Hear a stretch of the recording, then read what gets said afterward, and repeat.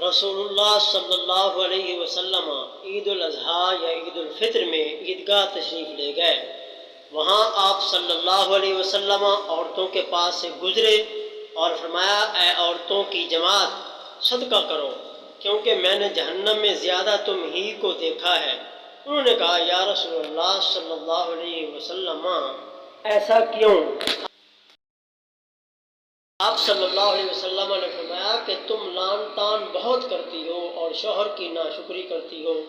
باوجود عقل اور دین میں ناقص ہونے کے میں نے تم سے زیادہ کسی کو بھی ایک عقل مند اور تجربہ کار آدمی کو دیوانہ بنا دینے والا نہیں دیکھا۔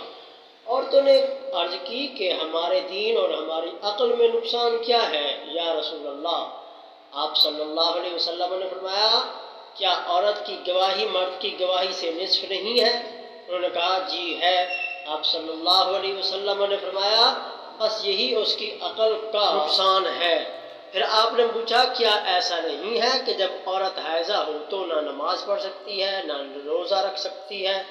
عورتوں نے کہا، ایسا ہی ہے۔ آپ صلی اللہ علیہ وسلم نے فرمایا کہ یہی اس کے دین کا نقصان ہے۔